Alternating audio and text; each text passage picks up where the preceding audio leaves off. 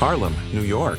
Long before the movies, before the television portrayals, there was a man who controlled power without ever holding office. His name was Ellsworth "Bumpy" Johnson. And before he became a legend, Harlem itself had to change. In the early 1900s, Harlem was transforming. The Great Migration brought thousands of black families north, escaping segregation and limited opportunity in the South. But while culture flourished, opportunity did not. Banks refused loans, businesses were restricted, political power was almost non-existent. This vacuum created an underground economy, one that operated outside the law but inside everyday life. And this was the Harlem that shaped Bumpy Johnson. Ellsworth Raymond Johnson was born in 1905 in Charleston, South Carolina. As a teenager, he relocated to Harlem, entering a world defined by boundaries: racial, economic, and social. Johnson quickly learned something critical.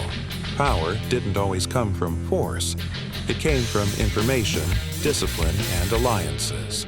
While others rushed for visibility, Johnson stayed quiet. And quiet men last longer. Before Bumpy Johnson held influence, Harlem already had a ruler. Her name was Stephanie St. Clair. She controlled the neighborhood's most profitable underground system, the numbers game.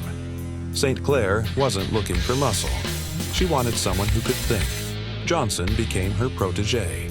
Under her guidance, he learned how money moves, how power negotiates, how survival depends on restraint. This mentorship would define everything that came next. As Harlem's economy grew, it attracted outside interest. Italian organized crime families saw opportunity. Historically, this meant violence. But Johnson understood something others didn't. A war would destroy Harlem. A deal could preserve it. This decision would eventually lead to one of the most unusual alliances in American crime history. But that alliance didn't come without consequences. Before Bumpy Johnson ever reached his peak, the system intervened. Arrests, convictions, years behind bars.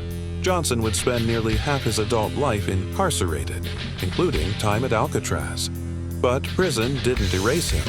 It sharpened him. He read philosophy. He wrote poetry. He studied people. And when he returned to Harlem, he returned changed. In the next episode, Harlem faces a choice: submit to outside control, or allow one man to negotiate on its behalf. Bumpy Johnson is about to sit across the table from the most powerful mob boss in America, and the outcome will reshape Harlem forever. This is Hidden Power, a documentary series exploring real figures who shaped history from the shadows. Subscribe to continue the story. Episode 2 drops next.